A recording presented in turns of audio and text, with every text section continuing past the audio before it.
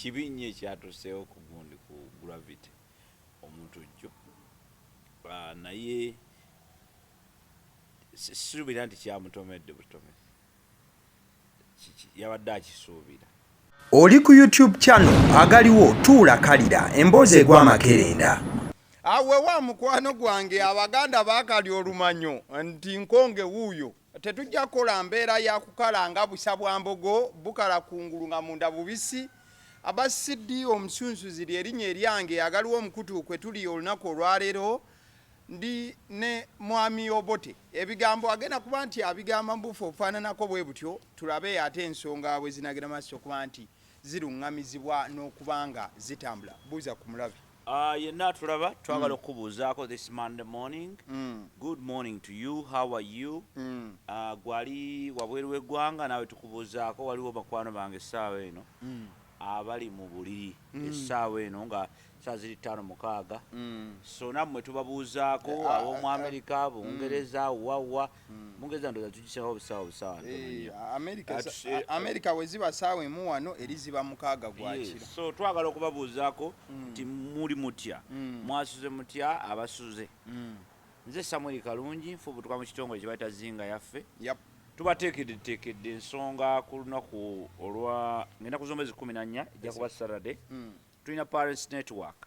Bw'oba oli muzadde oba osuubira okuba omuzadde oba omwana we alina talent oba ki, tukusaba jangu ku National Theatre ng'ennaku z'omwezi 14 ewaliyo enteekateeka ennungi eri abazadde n'abaana. So be part of it. It's Zinga Yaffe Experience. It is TIG Network Africa. Come and network with other parents. Waliwo abazadde abeetaaga okuyambibwako ku parenting. Ate waliwo n'abalala bangi abeetaaga okuyigira ku bannaabwe because olumu ekizibu ky'oba oyitamu naddala mu parenting oba okiyitamu ng'oli yakiyitamu. Don't give up so quickly. And we just say your story is very powerful. All right. Kale mu budde obwo nange we njagala okutegeereza ku Alson Painters UG bano bagamba bakusiigira langi ey'ekizimbe kyo bwe njogera ekizimbe sitegeeza kalina yokka wabula buli nkula ey'ekizimbe nga kyetaaga okusiigibwa langi bagenda maaso n'okuba nti bakikola ku bbeeyi ennungi oba nga muteeseza buteesa mu bufu obufaananako bwe butyo. Bakubireko ku 0705 19 36 ojja kubanga awo bafuna. Kale bwe tugenda mu weekend nga bwe yagenze maaso n'okuba nti yetambula. Tugenda okutuuka olunaku olwokutaano. I think this is something we've ever discussed. Twali gearing up eri ekivulu kya gravity omutuju wamu ne mwana mulenzi Mickey Wine gravity Lugogo Cricket Oval. Mickey Wine Jahaz pia munyonyo mu bufu ofaananako bwe butyo. Sibe bokano olunaku lwe lumu lwabadde action packed tumbetu abo mikwano gyange. Not that alone. Twabadde ne Awilo Longoba King Madi alongside Chike olunaku lwe lumu lwabadde blood. So lwabadde lunaku oluli action packed era naliko ne mukwano gwange Sega wa Junior nalwogerako ne mugamba you know what I'm scared. Nali naye ku show ng'ajogerawo naga lunaku lwa Saturday luno lugenda kuba busy nnyo ne mugamba you know what I'm very scared. Era nakissa mu katamu nakyogera ng'enseera ne ŋŋamba omutima gwange gutiddemu.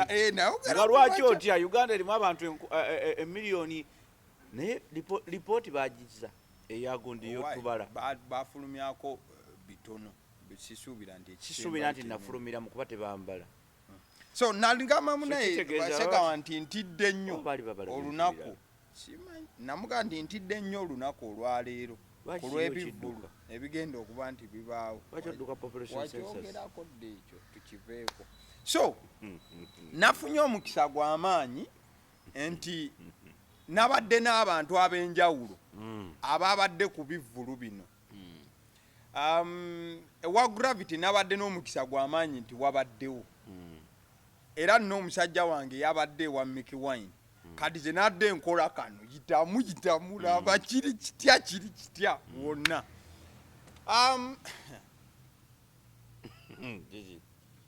Naye ne mulina emitima emibi ze saa ku mutima mubi nga bannayuganda gwe mulina. Mwalwanyisiza likodi ya gundi ya Haji Siraji ya Siraaje bakube Ssalongo yalinamu abantu 6 Gravity yabadde na bana era kulwanyisa likodi ya musajja kugijjawo kikyadde kigenderero mutima mubi mwagalize namwe mufune Ssalongo abadde akwatiridde likodi gwomanyi okugjawo likodi ya muno Ssalongo yakwata likodi n'aginyweza gwati n'agamba nti nze nnaakasooka era nze nnaakasembayo kuba lugogo nenjikakkanya nga nkuba muddo temuli bantu kakati lava Gravity gye yavudde nayonoona ekintu ekyabadde kirungi Gravity omanyi anyway I think the challenge is lack of intelligence. You must be intelligent because if you're not intelligent then you become stupid. That's the direct opposite of me. If you're not intelligent you're stupid. That is how sad it is. Bili webiti. Bietu knowledge. You are either intelligent or stupid. Mwacheke akati chibinye kyatuseewo ku gundi ku Gravity omuntu jjo naye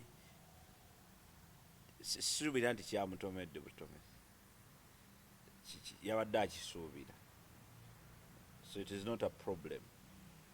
Tasobola kaaba ndaba ebifaananyi nga balaga nti akaaba. He is not crying. Ebyo byali bikadde. You are bringing up old stuff. Ali very okay because tewali kyatuuseewo kyabadde tasuubira.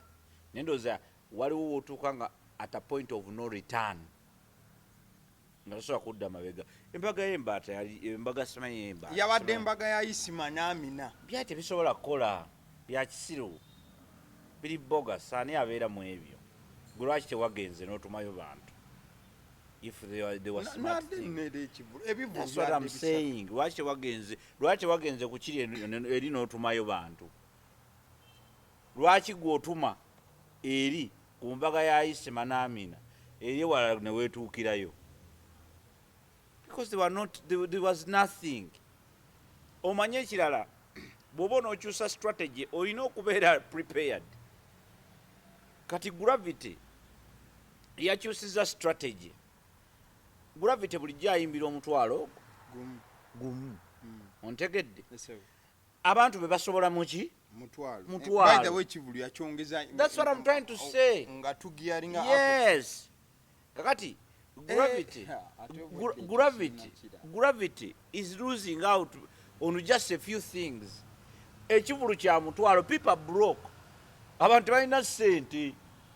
Mpo mutwalo gwa. Oseka ki? Kwata kwasompe. Wanze ngulina mugukwe. Ngumpe sebo tata. Twale eri. Chegedde. Kyekugamba. People don't have money. Oyo kwata ekitwalo kye. Akiteeke mu Gravity. It's just good enough. Kiba kimala. People who go to Lugogo, for your information, Lugogo terinanyi kifo kyonna. Otegedde? Terinanyi kifo kyonna kiri residential. Terinanyi kifo bantu we basula. Tewali wa. Buli muntu ajja abazze kulaba ggwe. Oh. Yes. Kati gwe mbulira Lugogo erinanyeewa. Ani asula Lugogo? Awo naka wakatale paka bantu batandika okwebaka otuuse Luzira bw'oba okutte. Awo katale paka wali bogera woti industrial area ogenda paka abantu batandika okusula kireka. Ontegedde? Bw'okwata side eno ojja paka Kamwokya. Ontegedde? Lulega paka Kamwokya abantu basula isikamwokya. Bw'ovaawo n'okwata Kampala otuuka paka mu kibuga wakati. Ontegedde? Bw'okwata mu paaka. Otegedde bulungi. So these are things people don't pay attention to. May I pay attention to details? Yep. I don't want to look at things. Hey, Kivulu kya musaze. No. Let us look at things clearly. Yes, sir. Abantu abalaba ekivulu kyo baba bawagizi bo. Nga bakwagala kullo kuwagira. Lwaki bwe yagenze mukono ate bye yakoze? Ontegeera? Yes, sir. Emukono bajjudde. Lwaki wante bajjudde? simply because gravity omutujju lost it at that point when he thought that he's now too big to sing for 10,000 first of all. Yatuuka n'agamba nti omutwalo layisi nnyo sikyayimbira mutwalo. Ekyo kye wabamanyiiza. Remember, abamuwagira si ba corporate, baggeto yuuti bokka be bamuwagira gravity omutujju. Baggeto yuuti babaana bali awo abeeyiya from abaana ba gravity omutujju be bana bakkiririza mu wiina lumojja kikola atunda switi ku kkubo akwate emitwalo gy'ebiri agikuwe abakuwadde capital okyegedde akwate capital nga tonayogera zagenda kulya ne transport omwa capital kitegeeza nti kati omuntu yabadde alina okujja mu kifulu kya gravity asembayo okujjira layisi yadde alina okuba n'emitwalo emeka ena transport n'okuyingira nga talidde kitegeeza oba omutadde mu mitwalo emeka etaano naawe tosobola ebyokulya byomubivulu nga biba byabbeeyi nasi kyekugamba kakati omwana jjukira ekivulu omwana ekivulu olina okusikiriza abantu ne bajja mu kivulu nga kyo kyalayisi ne basobola okuba nti sente zaabwe zibazze nazo zibagasa balyoke banyumirwe ne balya ne banywa kubanga bwe batanywe tebajja kukiyalinga omanye okuyimbira abayala bwe babeera okyegedde kakati gravity omutujju ebyo ebintu ebitono ennyo byataawa budde okyegedde nti yeerabira wategese nti bano abaana badde beekakanga ne bakola ki ne bajja nga omwana agamba nja kuteekamu ka booda tujja tutulako ku booda aba babiri najja kuva namuŋŋoona namanya ekyo ekiwaya kikoze eki kigenze yaba amanya ataddemu mmeka ateeke wali omutwalo ayikole ki ayingire bw'aba yabaddemu n'ekyesatuje abakozesezza ebiri kujja na kuyingira na buli kitegeeza akyalina kati emitwalo gye ng'esatu gyakulya kujooga okyegedde bw'afuna kyana kinne wano ku kido okyegedde kiba kiggwanga kitegeeza maddayo asobola okujjira ku booda eyakanaana nemuleeta ng'ate n'okulonda akoze eki alonze ekkubo abo be bawagizi ba gravity omutujju kati when you are stupid enough to wake up one morning ng'oba kiki ekikulinnye ku mutwe n'ogamba ekivulu kyange in the middle ng'okiranga n'ogamba nti kati kya mitwalo emeka ebiri you are lacking the intelligence because where is your intelligence ontegedde these are your royal customers olina okubongeza with a reason otewa n'ensonga ate nnene two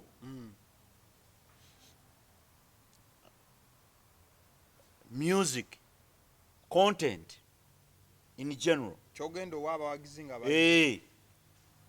kyokyo kyabaddewo embaga ya isi talina luyimba gundi talina embaga ya oyo kasasiro naawe oyo kasasiro omuntu eyawulira ku wiina n'awulira ku zino zonna ennyimba endala n'oleeta embaga ya isima n'amina tebisobola kukola it can't work. I'm an artist, I know. I am giving you nti waliwo abantu batendewerirwa. These are supporters. They are not your family members. These are supporters. They are supporting you to go. Siba chikacho. Siba nyoko. Siba mama wo. Siba bakusigo bazaala. These are supporters. They are not family members. Nti whatever you bring, they take in. No.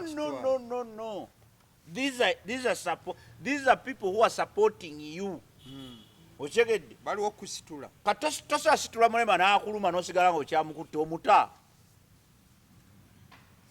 ositudde omulema ku madaala ochegedde abadde tasobola kulinnyawo nakagaali ate n'akuluma omuta kati gravity yaluma abawagizi be baali bamukwatiridde bati n'abalume nga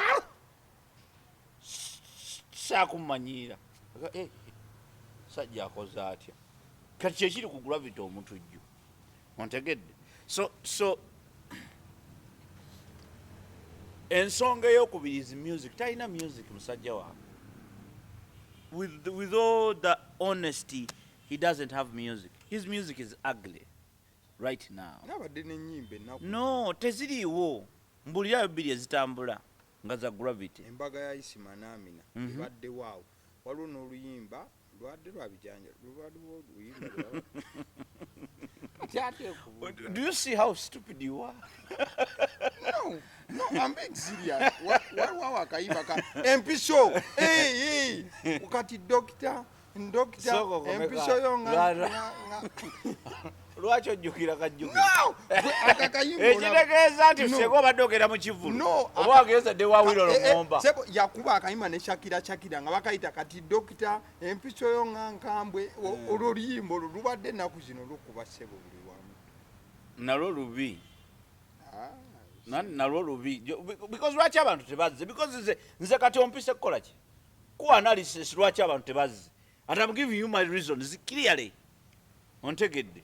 Nenga akayimba ka Shakira. So eyo gundi eyo second gundi. Ezo gundi bbiri. Ensonga bbiri. Esooka ya geography. Ne prices. Yes. Kuba bw'ogenda okkakkana otegeera nti si kyajja mu gundi, si kyajja mu cricket oval. N'otegekerako mu kabaala n'osooka n'olaba ttaano apo. Yandize kawempe mu bunankanakane obubalabala bweyo mu gundi. That's how you test the gundi. Oma kitambula kiti abantu bali batya. That's when you use the intelligence. Ontegedde. Ekyokubiri nkimaze music talina. Music waali kituufu. Naye si mulungi nga Gravity oli gwe twali tumanyi. Eyali akuba music oli wina twala ki. And because abadde ajja akola music afaanagana. Ali controversial. People get tired. Ontegedde. Abantu bakola ki? Beetamwa bakikoowa ekyo. Okitegeera? Ekyo music ekyo bakikoowa. Alinga yakola akatambike ng'ajja awemulako kamukamu. Leero bw'agamba embaga ya Amina n'Amina, n'agamba enkudi mu nkudi, n'agamba simanyi biki. Ng'azajja akola atya? Azajja atemako. Katola bagundi be bamuwagira mu nkudi. Ani? Liripaza addemu abitegeke. Ng'ayimbira ekiyimba bwe kityo. Addemu. Kati wano bamwewuunya ati ne Liripaza asobola okuyimba bw'ati. Era abawagizi ba gundi, abawagizi ba Gravity omuntu bagenda wa Liripaza mu nkudi. Ate tebalina ssente zidda mu bivulu mirundi 3. Abalaba enkudi be bamu be balaba Amina. Embaga ya Isima. Kubanga bonna ba bintu bwe bityo. Kakati baali balabye newcomer Liripazo mu business ey'okuwemula music. Kakati ne bagenda eri. Kakati ate baba bakavaayo ate original man n'akola ki? Najja. Ate bwajja n'abyonoona n'agamba njagala kyeki? Ebiri okuyingira. Njukira batravolize paka Ntebe ne bakosa emitwalo 7 ku beach. Oyo capital. Ate ekyankudi kya weeks 2 emabe. Oyo capital weeks 2. Gozo omwana aba yazizaawo. Oyo capital. Onchegedde. Oyo capital akoze eki? Awedde agenzi. Tasobola kudda ate wano. Wali yagenda ku beach n'enkudi n'agirabirako ddala ebyaddala. Kale ate gwe omuleetedde embaga ya Isima n'Amina. Mu mwezi gwe gumu tasobola kujja agamba kasita nalaba enkudi. Tunalabagana next year. So that's the point. We wali obuzibu. Nti musically Gravity tatukutte nnyo nga bw'abadde ajja atukwata. Onchegedde. Abadde ajja n'ebiyimba bye nga bigumu. Naye ng'era bimala nebikola ki? Kati enkudi yayitawo nnyo. Enkudi yakubiza Gravity. Enkudi yokka yakubiza Gravity because ono newcomer balina omuwagira. Kubanga abadde tayimba ebyo biyimba kati bwe yabiyimbye kati nate n'ategeka ekivulu before this guy out. Nkudi yakubizaani. Tegeza Liripazo kasajja kaso. Liripazo. Abawagidde Liripazo mu nkudi. Be babadde balina okugenda wani? Ewa Gravity omutujju. Be bawuliriza ebyo ebiyimba eby'ekika ekyo. Okyegedde bulungi nnyo. Kakati business awo yafiiridde. Kati mu weeks bbiri tosobola mujja ate Ntebe. Mu nkudi nga n'agirabirako. Ate omuzze mu mbaga ya Isima n'Amina. No way. Okyegedde bulungi nnyo. So awo wali challenge n'oyo guy. Then ensonga ey'okuna politics. The leadership politics. Nakugamba nti music alina politics. Naye waliwo leadership politics. Owobukulembeze waba Museveni ba Bobi Wine n'abalala. Twogerako abo kuba be bali ku form. So President Museveni ne Bobi Wine politics yaleetedde gravity omutujju embirigo. Kubanga yamuyingiramu. Yayingira mu adult politics. Owa leadership nakugamba nti politics is art and science of managing any society. N'abatunzi b'emipiira balina politics waabwe. By the way, waliwo abasajja bakulabe ennyo baŋŋambye nkulabe. Bakulaba batya? Basajja bali awo. Musajja bali awo bali ku gundi ku opposite Old Kampala police station. Batunda mipiira. Waliwo kihajati. Hajati nkutumidde. Kakuba wanseera emipiira simanyi lwaki. Naye hajati nkutumidde emipiira gyo gitambula bulungi. Kakati waliwo ne baganda bangawo bangeye. Bakasule bakasujja nabo bali awo. Batunda nabo mipiira. Basibuka busujja obuto. Bazzukulu bankali. Baba mulembe nnyo. Era bakutumidde nnyo bagambye nti fete tewali mulala. Batumidde taata abeebusujja bagambe kintu eki kimu. Nti oyo Abbas ye musajja waffe atuleetera Obote. Oyo ye waffe abalala tebamanyi kye bakola. Amina taata. So nange kale nafunyeyo abantu mikwano gyange. Era basanyuse nnyo. Mbatumiddeko abantu baabo bonna abatunda emipiira awo. Mwebale kutulengera. Mwebale nnyo kubeerawo ate mwebale kukola. Kubanga ekikulu kya byonna mu bulamu kukola na ku making a sense. Kati mwebale kukola. Ebirala byonna bikusanga okola. Bw'aba president agenda kukyuka kakyuke ng'okola ki? Ng'okola. So badongamba politics twayingira politics. Gravity ayingira politics ono obyokulembeze. Awo wali John asinga n'obunene. Abantu abawagira gundi abawagira gravity omutujju. Banuupu. Kakati ate yena omanyi there are these things bye bulina okwegendereza. Politics ono wa ono politics ono, sorry about that.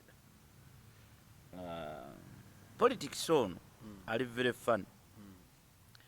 Abantu babeerawo nga balina ebintu bye baagala.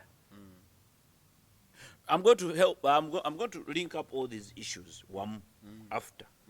Otegere lwaki kiringa bwe kyabadde.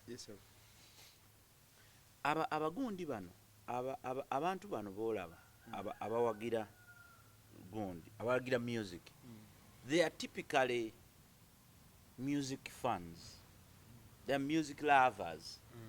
Baagala nnyo music. Babivulu. Waliwo n'abaagala music nga tagenda mu bivulu. Nga toli mulaba mu kivulu neki. Naye nga ayagala nnyo music. Era nga talina music amuyitako. Kati bivulu goers are usually vibe people. Kati naddala ebyo ebya gravity omutujju style eyo. Eby'omu kisaawe. Kubanga ate agenda erugogo tagenda ku Serena. Ochekedde. Omutwalo tagenda kwabi. Bakufa abazunga. Nti ogenda mu VIP ne mu ordinary. Naye kizibu nnyo, you find about just 10%. Ontegedde. Ajja mu kavuyo n'agenda ne mu corporate. Kizibu nnyo. Kakati politics waffe yayingira mu music, era music industry erabye nnyo. Erina okubaako byetereeza bingi. Ate engeri yokka eyo bitereeza. Tulina okubaako we tutuuka ne tujja obisalira naye bikyali. Nti music yayingira mu politics olwa Bobi Wine. kakati music nga music nakugamba ina politics owaye wa politics music politics wali era ba Bobby Wine ba Chameleone bamuzanye ba Bebe Cool bani for quite a time bamumanyi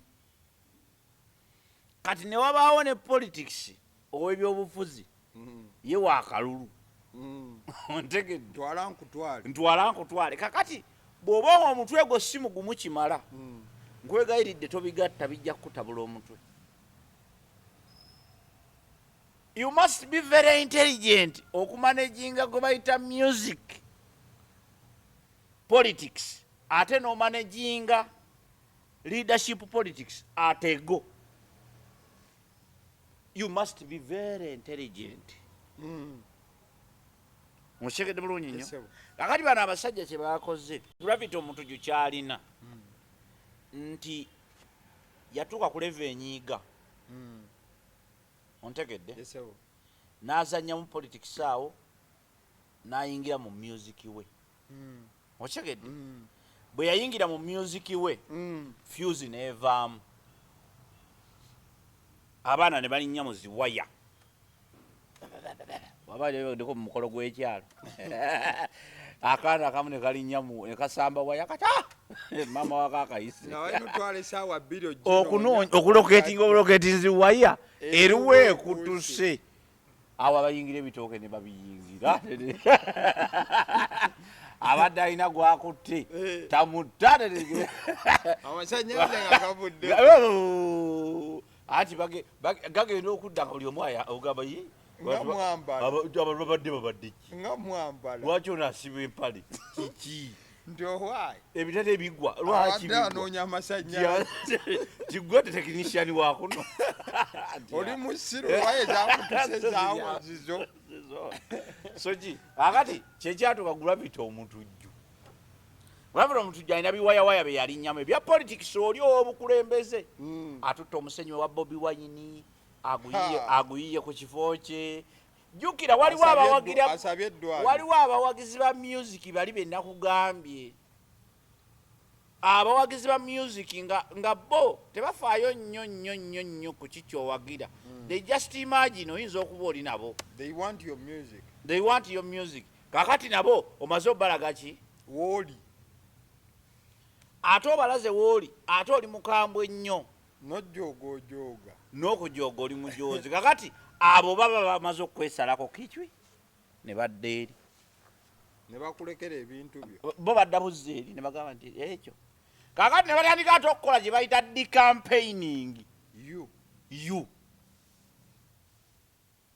obadde ogendawo agenda mu mbaga ya oyo kyali tomumanyi nti oyo falo kimanyi yatulemesa yeyagira tuli kujazi yatulabisa sebo yalabisa president oyo fala amujooga story ebe eyisi kitegeeza naye yandyagadde okujja ati okujja kubanga wajja ajja kulaga ono nti ali ku saidi eri kakati kitegeeza nti omuwagizi wa gravity omutujju wabadde oteekeddwa okubeera red okuyitibwa wa NRM kyekitegeeza mu nsi eri eya politics kyabadde kitegeeza nti bw'ogenda owagira gravity omutujju oli wa NRM ati n'aba NRM baatidde ogendayo oshegedde kyengezaako kulaga so this is where we go wrong because oli politics mwamwonoona it's politics of identity it's not politics of ideas kyovula ffe twogera ku Bobby Wine batunyiigira nnyo oshegedde they don't think beyond people. Politics as an ideology, it's not just a person. Bobby Wine will die one day. Oh, he can choose to leave politics. Kati ngegwanga likomaawo. Museveni will go. Or he can die. Then ngegwanga likomaawo. Where is the ideology? Kati ebyo byonna Abannayuganda abawagira gravity omutujju tebabimanyi tebasobola na birowoozaako. Baagala ekintu eki. Baagala mbaga ya Isimanani. Kati bangi babaddeyo nga baagala okugenda naye nga batya bagamba waayi. Omanya akasajja kagenda ne katulabisaamu awo. Man. ambire kangene ku jahazi tugende ku jahazi tugende ku jahazi nesi wala nti boda boda tubeerako ababiri etutwalira kanaana tugende ku jahazi jahazi tikitoko jahazi awo gravity oba omaze okulya ettaka okyekelekyengezako kulaga. So the idea then goes back to, because it still comes back to you as a gravity omutujju. Yep.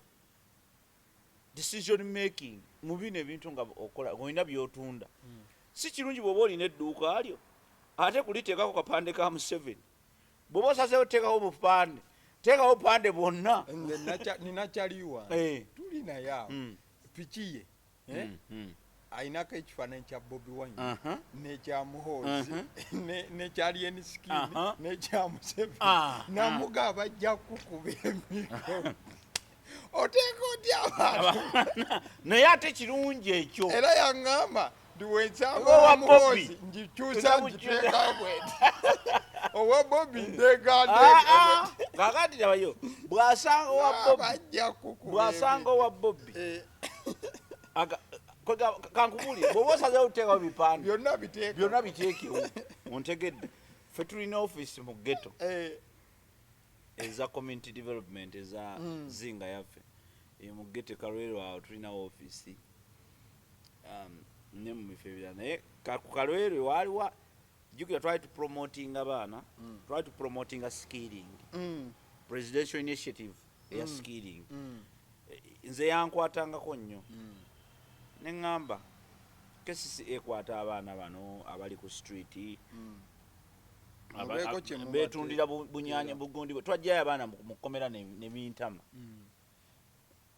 naye nga bambi omwana baana nga bato beeyiya omwana addusa nanansi okwo biki ate wakesisi namukwata nemutwala ne bamusiba twabeeranga awo era waliwo bachairman ab'omulembe waliwo Haji Sura ali awo mu kibe sajja mulungi nnyo ne kakiiko ke konna bamulembe nnyo naye ffe bwe twagendayo twabaguza idea ya skilling nga tumaze okubasomesa okubagira biki tugende mu skilling tusabe ebifo abaana bano bagende basome abaana bakoze bulungi nnyo bayiga ebyuma abalala bayiga okukola engatta abalala bakole biki naye nga twalina challenge eriyo abaana bonna nga ba people power okyegedde naye nga ne people power tebakimanyi bo bamanyi Bobi okyegedde naye bagamba nange ndi wa people power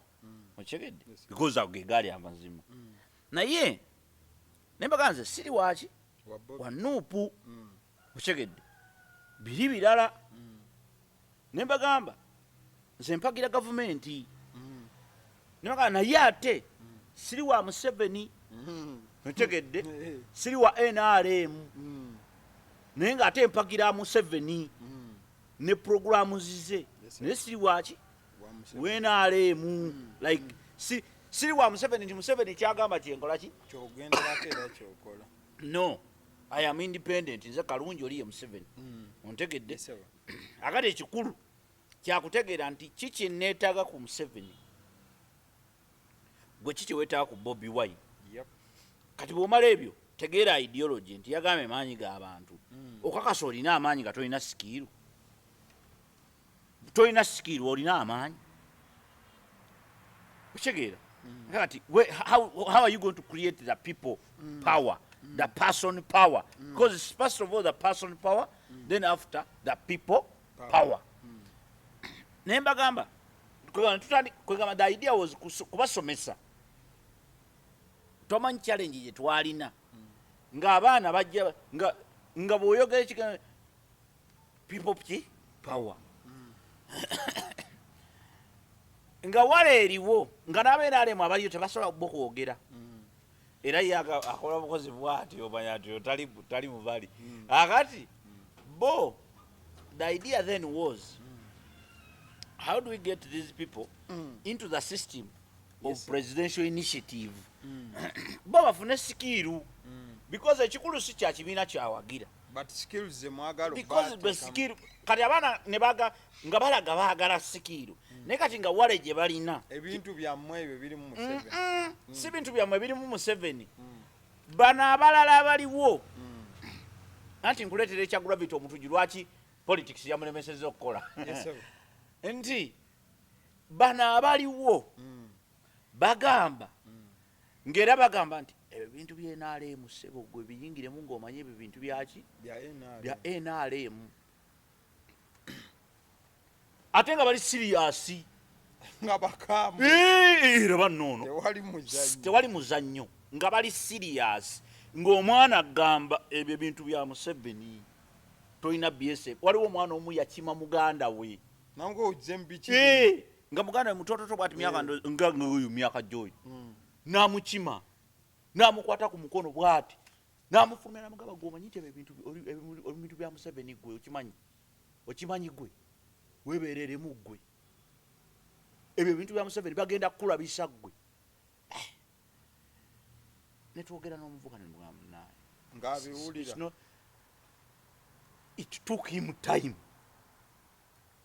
ate yamala n'agenda n'asoma kati ate nno gwe yali agobayo teyamalako ate yamalako ate yajja n'atugamba ana yo gayi yamanyi mwana alinga kati ate yeye awaabira oli tasoma kubanga twalina challenge nga olumu bambi tebasoma olusi olw'okuba abateyebase bulungi biki ate biri byakkeera nkigira n'obuvunaanyizibwa beeteekako n'obuvunaanyizibwa abala balina ba girlfriend abala balina abakazi akati naye nga the idea was kubaawulira bintu bibiri gavumenti n'ekibiina ky'obufuzi nga bo tebakimanyi nga tasobola kwawula what is government and what is a political party kati olw'okuba nti government Museveni yali mu buyinza ate wa kibiina kya NRM nga buli omu alaba nti w'oyingiramu ebyo ebintu obeerawo NRM automatically kati bo nga bwe bakiraba naye nga si kituufu kuba waliwo n'abantu abalya ssente za gavumenti mu gavumenti nga si b'NRM okitegedde balodi meya bonna si b'NRM naye basasulwa gavumenti ontegedde bano bonna bali ba MP nga bajjowero Ssenyonyi baani bonna basasulwa gavumenti ye basasula yebawa omusaala eya NRM naye bo si b'NRM ate si musango naye okubaawulira abantu ekintu ekyo kyali kizibu nnyo era finally bagenda bagijoininga ko twayingiza oba 100 tuyingiza nga babasomesezaawo emulago abala basaasanye mulimu n'abavaamu ne bafuuka ate abasomesa kati bafuna akasente okyegedde so kikyengezaako kulaga nti kati gravity awo yagwira akabonero nti gravity yamikisinga ebintu bibiri yamikisinga gavumenti ne NRM n'abawagizi be NRM ekwagala ng'omuntu kuba oliko nambaazi yo ejja kusuusuuta gulavi gwe waffe ogenda n'okulaba n'obuviiri ne bakutwala buli mukolo gwa NRM n'oyimba bo bakulaba bana bakuwagira okitegedde bwe bakwambaza amasaati ga yero naawe akasente bekayingira mu bwongo bw'ovumayoko kubanga jjukira bano bajja kukuvuma laba ekyo tukiwagira olinga enkima naawe ngozza ng'obawa kumba oli kubawagizi bo bennyini bw'ovuma otegedde bo tebasobya anti kyekyo omuwagizi atasobya newakuvuma weebaza nze tewatajjukire yavuma nagakyagwa sajja yavuma naye temundengera okulaba ng'ataddamu ndoza ng'alyoke nange but I mean it takes time abantu abamu banyiiga and it is normal omuntu okunyiiga but what I'm trying to say is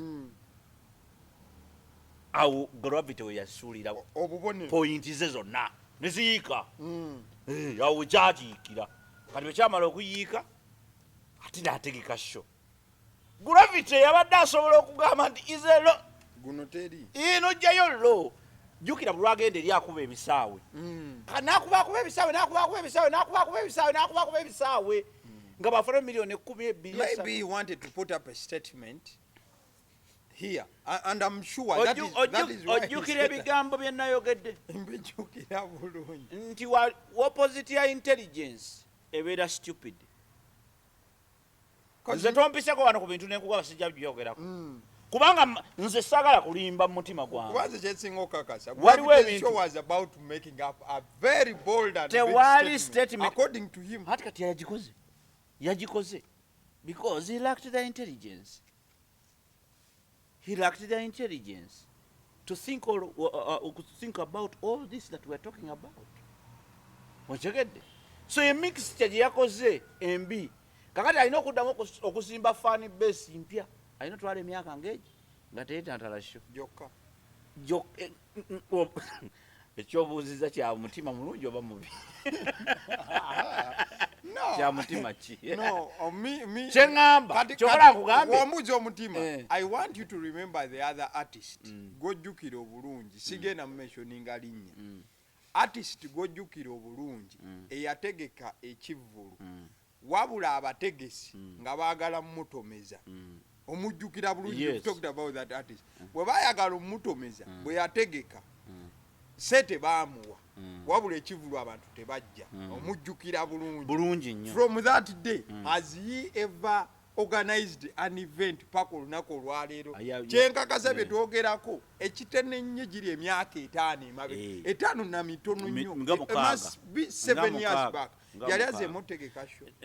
Taddangamu. Naye ng'ate baamusasula. Ati kyekugambye, wulya kyekugamba nti intelligence oluusi yereetera abantu ebizibu. Nti balakinga that intelligence. Nti oli asobola n'okukuwa ssente nga zekkutta. Not every good thing is right. Kyabadde kirungi nnyo. Gravity okukola ekivulu. It is good. Abadde ajja akikola. But it wasn't right at this time. Simple. Teweetaaga kintu kirala kyonna. That's the analogy. So kati bino bye tuli mu kwogera kutwogera bwogezi ku gundi kutuukiriza mukolo. So this time namulabe ku stage. Kati nkubuulira yatadde abantu mu buzibu n'abamuwagira. Sinisitayo wamulabe nga bakube. Anti kyekugamba yaba alina obbagamba bakube Saalongo lwa nsonga eyo. Ayagagula vite si Saalongo. Anti ye abeerawo okulaba ebikoze bitya. Anti ye waabiri. Gwe towulira nti waliwo manager promoter w'abayimbi abaagwa. Manager w'abayimbi abaagwa tomumanyi? Ye yali Bulake Mukasa. Ye manager w'abayimbi abaagwa. Buli muyimbi agwa nga ogenda nga weewandiisa mu kampani ye. So kitegeeza kukulaga nti yatadde abantu mu position enzibu okugenda okumulaba. Ng'abantu balabanga oli alabanga bw'agendayo abanga wa NRM. So kati ekyo kyensaba abantu mwenna nammwe abatulaba mututegeere bulungi. Okyegedde waliwo abantu amuguusanga nagamba muwagira NRM n'omugamba tebeeramu amagezi. Ontegedde beeramu aki akategeera akatoola. Nze mpagira government. Ne bwe naba ya Bobi Wine nga yeze njaggiwagira nze mpagira government because njagala engase. Ontegedde. Nze okulaba omwana wange nga tasoma si kyenjagala. Okulaba abantu amalwayo nga tali mu ddagala si kyenjagala. Kyovula nti always tubeera mu checks and what? And balance. Okulaba system y'enguudo ng'efaanana nga bwefaanana. I don't like it. That's why I support government ekole ebyo. Support tetegeeza bw'oba supporting omwana w'okukula tekitegeeza nti bw'atuula mu bbi ng'omugamba bebe webale tuula mu bbi mbwoba olwoba omusupportinga nedda waliwo omugamba nti nja kukuba empi omukuba oluyina n'endusu ne ziyiika n'ategeera taata ate wano abaakoze eki. But that is all support. Support tetegeeza kutunulanga kinyirooti okyegedde. But ate support tetegeeza kuba nti oyombesa buyombesa okyegedde. Support yetegeeza kubeera mu mbeera yonna nti through thin and thick otambula nayo. Ontegedde bw'aba wabbye directly mugambe nti minisita gundi wabbi era totusirwalirako resigninga. Ontegedde bw'abaawo nga tewaliwo nsonga then there is no reason. Ebya politics kulonda kwani twala tugenda ani gwolonda ebyo that is a story for just 2 months or 3 months in 5 years. Kubanga nze sisobola kugamba gwe mpagira budde buno. Okyegedde lwaki muwagira kati njasobola kulaba ku manifesto nze siwagira buwagizi buntu. What is your manifesto? Ekola sense gyendi nti ye nti weba ekola sense gyendi okay. bwe batekola sense then tekiyita as simple as that kubanga kwekwana okwana mukazi bw'akkiriza n'akkiriza bw'agaana nakola ki n'agaana naye tosobola kukeera ku masomero ogamba nti abakazi bonna bakola ki bantama you are losing out ovudde ku mulamwa kuba omukazi yakkudde kati noga abakazi bonna bakuuzi nedda gwe wafunye omuyaayi yakusaba transport n'atajja kati oli abakazi babba transport ng'ate gwoyogerera waliwo yeteekamu owuwe ogenda ew'omusajja okyegedde ate n'alekayo ne ssente ateekamu owuwe n'agenda n'amulekera n'omusajja akameeza okyegedde kyegeza kugamba kati that is how life is.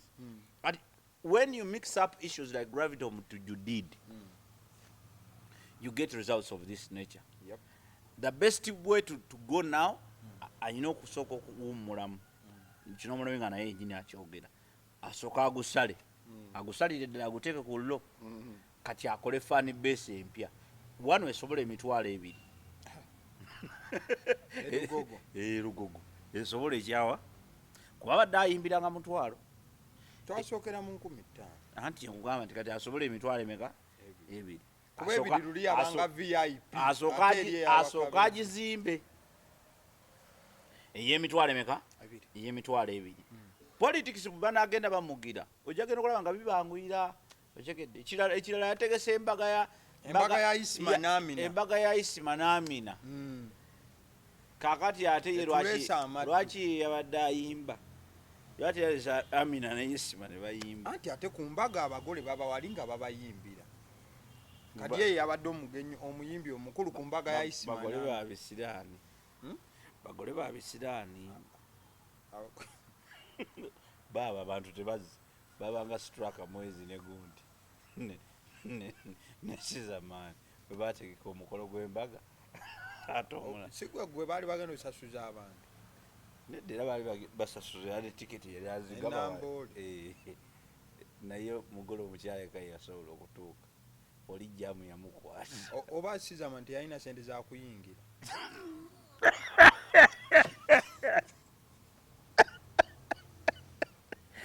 beba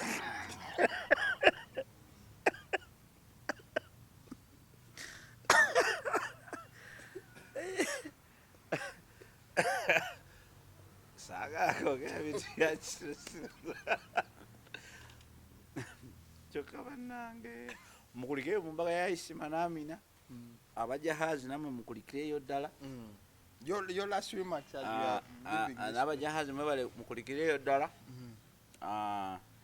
zonna sho zabadde mbi naye jahazi teyabadde nnungi naye kale eyo yabadde beta zaani yani ekirala gravity bwe gyagaba ne tickets leero tesebo teyagabe na tickets yabadde mukambwe ennyo kakati yataddemu feelings kubanga gravity tafunangako ku sente mu shows olaba marketing gyakola ebeera massive n'ateekayo gundi zigundi ezo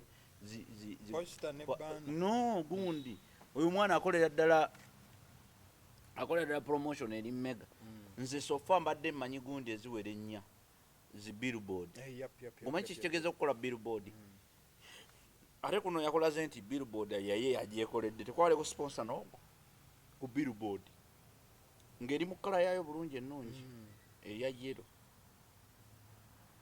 billboards yabadde ne billboard ekasubi nze nsinga okumanya atera kuteeka wali ekansanga wali babunga botya ayina watera okuteeka waliwo neyawali ng'emunyonyi nawo abaddewo abadde ne billboard ndoza nga 3 ne drives zennyini zibadde so kyekyo bannaye mwongere okwawula politics ow'ebyobufuzi ne ku politics ow'amaka gammwe ne politics ow'ebintu ebirala mwongere okwawula ekyo bwe mutaakola ekyo you're going to get so many disappointments mmwe kennyini nontegere bulungi nnyo ekyokubiri abayimbi bayimbe abantu bagenda babuuka temujja basiriwaza all through ontegedde yimba bwoba oddala oli muyimbi kola ki yimba kamiliyoni tomulaba gwe kamiliyoni olaba ki anti naye kamiliyoni bw'obanga oyogera ku music wa Uganda beeranga wakisa. Leave Chameleon, leave Bebe Cool and Bobby Wine. Bateeke ebbali. Oba oyogera ku music w'abasajja then kati tandika oyogera ebintu byebirala. Tolaba ba Ronald Mayinja basooka ne batereeza ne bagira ne baleeta music naye kakati gwe n'embaga y'Amina ne boogira tolina woogiyisa. Naye sebeera omuntu ayagala okuwulira ku mbaga ya Isima n'Amina ng'era bw'omanyi nti embaga eba mbaga ate ebulako musiiwuufu akati gravity ya serious. Ate yaddaze okuba luli oluyimba lw'amanyi olwa Doozi yaddaze okuba wa Doozi but bwe bityo we byatambudde. Mbadde ne mwami Obote ebigambo nagenda maaso n'okuba nti abigamba mu buufu obufaananako bwe bityo mukwano gwange nga sinavaano njagala kutegeeza ku Alison Painters UG. Bano bakugamba bakusiigira langi ekizimbe kyo si kalina yokka wabula buli nkula y'ekizimbe okuviira ddala ku kalina sirako oyinza okuba wakakuba pulasita munda bulungi nga weetaagamuko kalangi bo kasita kiba kizimbe nti kyetaaga kusiigibwa langi. Babeerawo ku bbeeyi ennungi ddala gye muteesezaako bulungi. Bano abakazi abagala okweyirusa tebabamyusa tebabeerusa nedda taata tokikola. Bakubireko ku 0705 19 36. Empitako nga balinganga abagezi bwe bakubye peyi kati mbadde meba Alison bwe babikola bo bano babizimbe byokka tebasiiga ate mmotoka bakola bizimbe okusingira ddala. Mukadde kamu njagala n'okutegeeza kusula motors nesangibwa Makindi ensonga ezikwatagana n'emmotoka tuuka ku kalenda guest house yitawo okkirira bw'otiisira ku opposite ne Africa Oil wolaba emmotoka ennyingi awo mukwano gwange be bagenda maaso n'okuba nti ensonga zonna ezikwatagana n'okugula emmotoka genda bagende maaso n'okuba nti bakolako mu bufo bufaananako bwe buto. Kale njagala n'okutegeeza ku Urban Bar enesangibwa Namuŋŋoona tuuka ku Orthodox Small Gate we wali Urban Bar opposite we wali Urban Bar bagamba nti buli lunaku it is party time. Olwokusatu tubeera ne campus night mu buufu obwo. Sunday tubeera ne la branch ate era mu kale kamu Friday esembayo mu mwezi wabeerawo ekibira. Okola otya ofulumya lisiiti z'ekitongole zifulubulamu nga bungi. Kale mubeere bulungi. Mbadde ne mwami Obote mweraba. Thank you so much.